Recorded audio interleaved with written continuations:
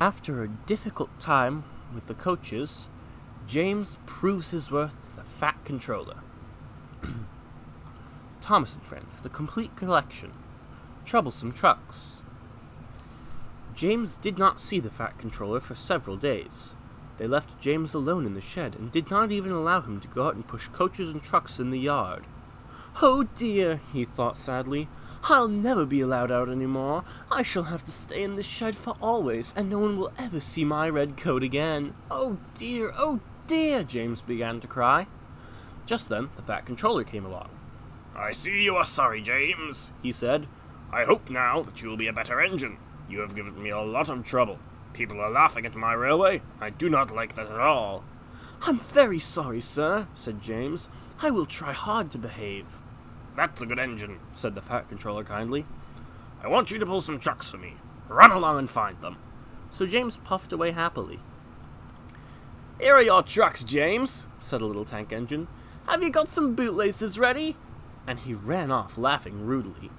"Ow, ow, ow," said the Trucks, as James backed down on them.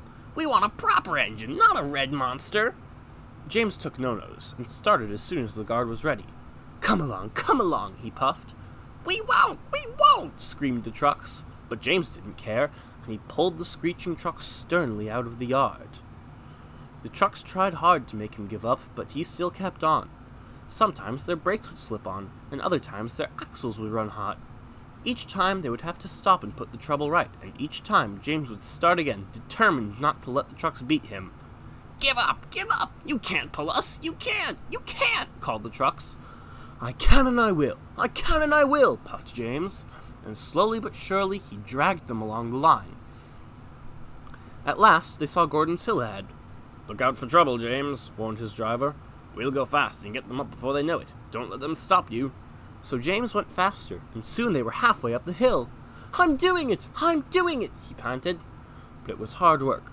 Will the top never come? He thought, when with a sudden jerk it all came easier. I've done it, he puffed triumphantly. Hurrah, he thought. It's easy now. But his driver shut off steam. They've done it again, he said. We've left our tail behind. The last 10 trucks were running backwards down the hill. The coupling had snapped. But the guard was brave. Very carefully and cleverly he made them stop with the brakes. Then he got out and walked down the line with his red flag. That's why it was easy, said James as he backed the other trucks carefully down.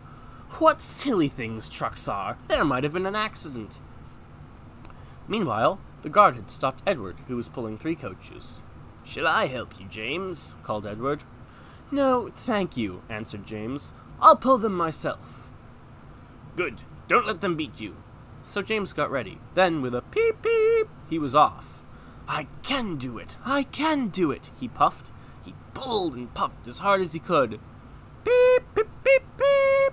You're doing well, whistled Edward, as James slowly struggled up the hill, with clouds of smoke and steam pouring from his funnel. I've done it, he panted and disappeared over the top. They reached their station safely. James was resting in the yard when Edward puffed by with a cheerful peep, peep. Then, walking towards him across the rails, James saw the Fat Controller. Oh dear, what will he say? He asked himself sadly. But the Fat Controller was smiling. I was in Edward's train, and I saw the whole thing. You've made the most troublesome trucks on the line behave. After that, you deserve to keep your red coat.